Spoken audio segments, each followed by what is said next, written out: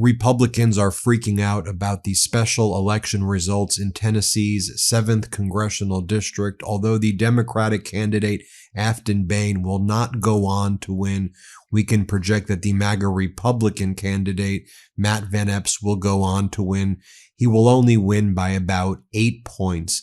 So the Democratic candidate Afton Bain had a 14-point overperformance from 2024 when Donald Trump won that district by plus 22. We are seeing a trend like this take place across the country, and MAGA Republican consultants are freaking out. I want to remind everybody, please subscribe right now to this YouTube channel. We are leading all independent media. Donald Trump and state regime media known as Fox keep on attacking us. I want to try to hit 6 million subscribers by the end of this month.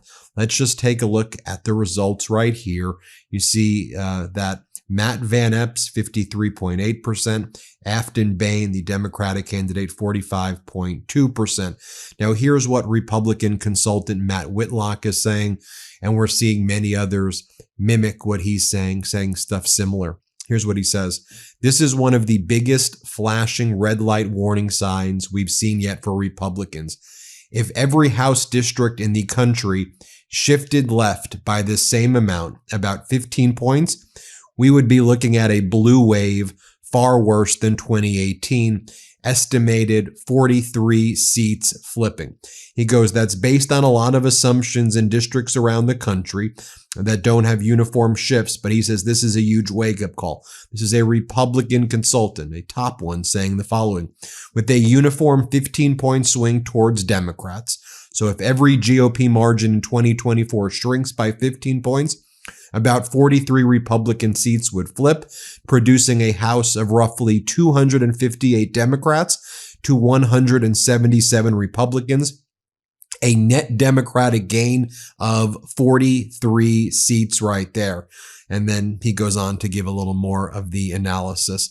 Let's just take a look also, if you go through some of the counties and what went down here in this Tennessee special election.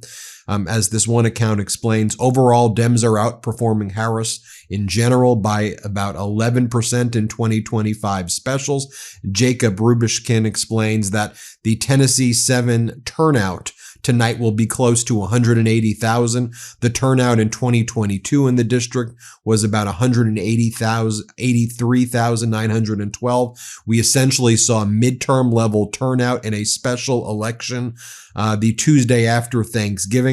Afton Bain ultimately got her number, Jacob writes, in Davidson County, which is Nashville, which in Tennessee, the Republican legislature has carved up in all types of directions in order to deprive Democrats of getting a seat, outrunning Harris 25 points after Harris lost the district by 22, but ultimately Afton Bain fell short in other places.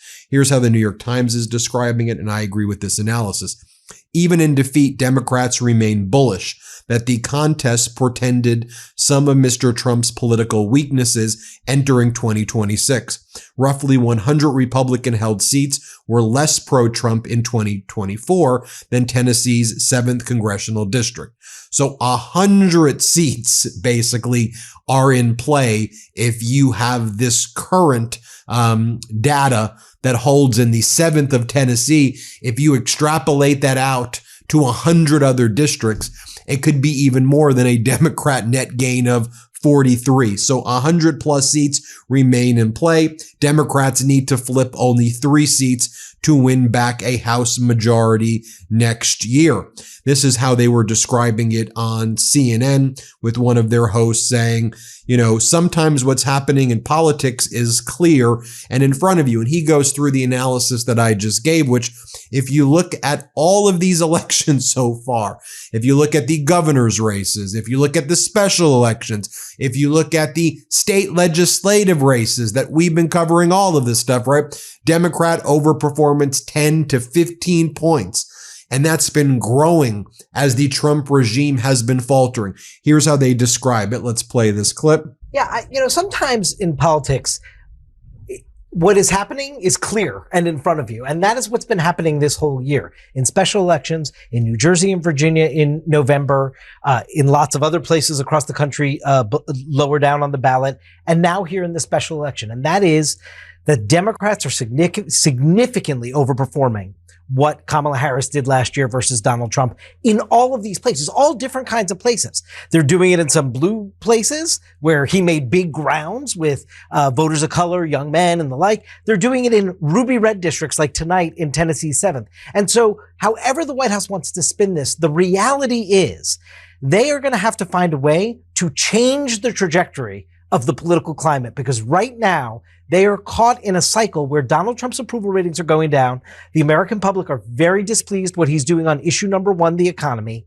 And they are heading into a midterm where history as a guide would say Democrats would be poised to have a good year as the party out of power. All of that together means that Trump and the Republicans are on defense, and they've got to find a way, if they're going to hold on to the House majority, to get onto offense fast. Yeah, Alonso. And then here's another description right here as they go to the maps, and you'll see Caitlin Collins here on CNN. Here's what they talk about. Let's play it. We are seeing something that at the moment suggests the Republican might hold on to win. Matt Van Epps has just taken the lead. I'll explain why in a minute. And if you look through the map, you could see a progression to where Matt Van Epps can hold on. I can also give you a scenario, though, where the Democrat Afton Bain wins. But the fact that we're talking about this race at 9 o'clock at night in the East on this night, a special election, tells you everything you need to know. Republicans are going to be nervous even if they win this seat, because Matt Van Epps is leading this race right now, but by less than a point. Less than a point, Caitlin. Let's just say he stretches that out a little bit, right? Okay. But just a little more than a year ago, on quaint little day, November 2024, Election Day, Mark Green, the former incumbent in this congressional district, won it by 22 points. The man who sits in the White House, Donald Trump, won it by 22 points. So to your point about Democratic overperformance, or you might call it Republican underperformance, as we watch what has happened this year in Virginia, in New Jersey, in Pennsylvania, in Mississippi, in Georgia, and elsewhere, in special elections and big statewide elections, Democrats are coming out to vote. The Republican coalition is not performing. And here tonight in Tennessee, again, Republicans may well hold this seat. But tomorrow, imagine, Mark Green won this by 22 points. Matt Van Epps might win it inside of single digits somewhere. If you are a Republican anywhere else in America who comes from a district Donald Trump carried by, say, 12, maybe even 15 points, you're thinking, yesterday I didn't think I was vulnerable next year. Maybe I better think about that again. So it changes the battlefield, the map, for the midterm elections, potentially. It could also, Caitlin, change a lot of conversations between Republicans and the Trump White House about those Obamacare subsidies, about what do we do next time a government shutdown prospect comes up, about how do we vote on things Trump wants to do that maybe the people in my district don't like. So the margin here tonight matters. Even if the Republicans hold on, if it's that narrow margin, then it's going to cause jitters in the Republican Party. This episode is brought to you by IQ Bar, our exclusive snack and hydration sponsor. IQ Bar is the better-for-you plant protein-based snack made with brain-boosting nutrients to refuel, nourish, and satisfy hunger without the sugar crash. The Ultimate Sampler Pack is a great way to try all IQ Bar products and flavors. You get 9 IQ Bars, 8 IQ Mix Sticks, and 4 IQ Joe Sticks. All IQ Bar products are entirely free from gluten, dairy, soy, GMOs, and artificial sweeteners. All IQ Bar products are packed with clean, delicious ingredients that keep you physically and mentally fit, like magnesium, lion's mane, adaptogenins, and more. There are plenty of flavor combinations to choose from across all IQ Bar products, from mint chocolate chip protein bars to blueberry pomegranate hydration mixes to toasted hazelnut coffee, and even limited edition and seasonal flavors.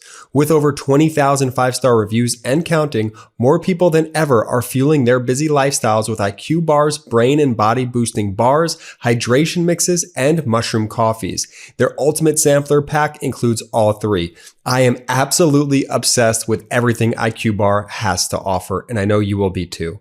IQ Bar has become part of my daily routines, whether it's starting my morning with IQ Joe, grabbing an IQ Bar, or IQ Mix to refuel or rehydrate after my hard workouts. And right now, IQ Bar is offering our special podcast listeners 20% off all IQ Bar products, including the Sampler Pack, plus free shipping.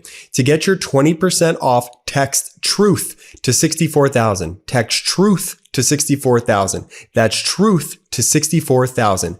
Message and data rates may apply. See terms for details. Now, folks, this is happening at a time where a lot of MAGA Republicans in the House of Representatives are literally running away from the press.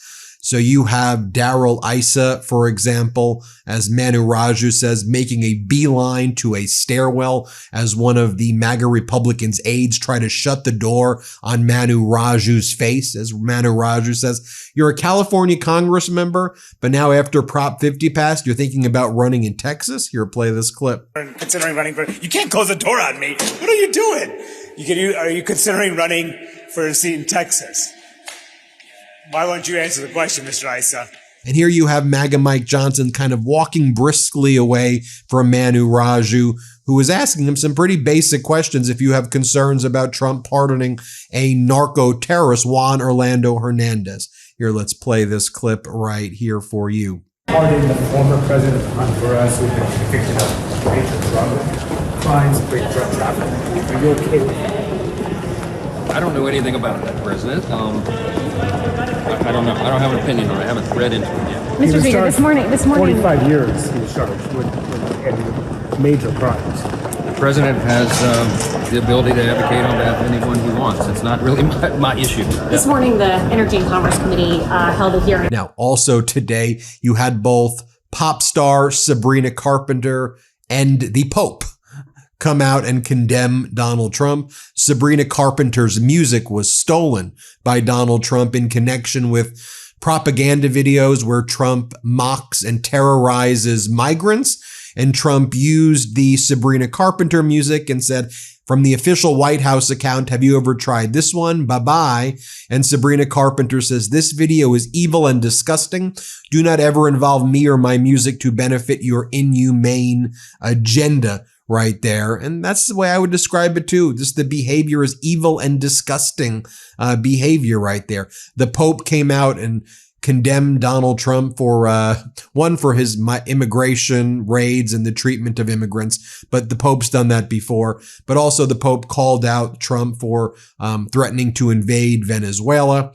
Donald Trump, you saw today, he was sleeping during a lot of the cabinet meeting that was held today. Just take a look. Here's a map of Tennessee. Here's Nashville. You can see how the Republicans in Tennessee gerrymandered Nashville to carve it up. You see the various districts diluting the vote in Nashville so that Republicans could win these various districts.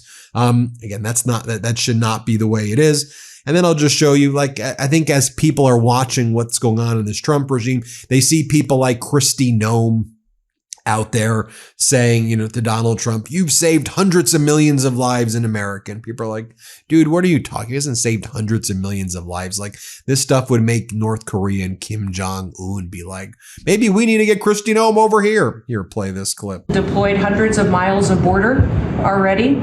You have cut the fentanyl flow over the southern border by over 56%. You've saved hundreds of millions of lives with the cocaine you've blown up in the Caribbean. And then Kristi Noem credits Donald Trump with stopping hurricanes from coming this year. Here, play this clip. And worked hard doing security, and they have been absolutely fantastic. Sir, you made it through hurricane season without a hurricane. Yeah. And so FEMA, you kept the hurricanes away. So we appreciate that. And FEMA is deploying resources and dollars 150% faster than ever before.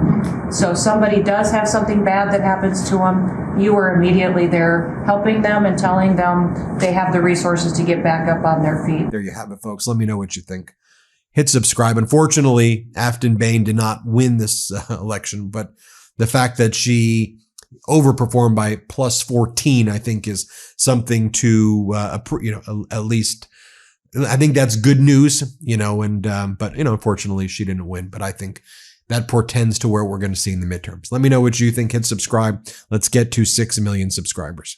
Love this video? Support independent media and unlock exclusive content, ad-free videos, and custom emojis by becoming a paid member of our YouTube channel today. You can also gift memberships to others. Let's keep growing together.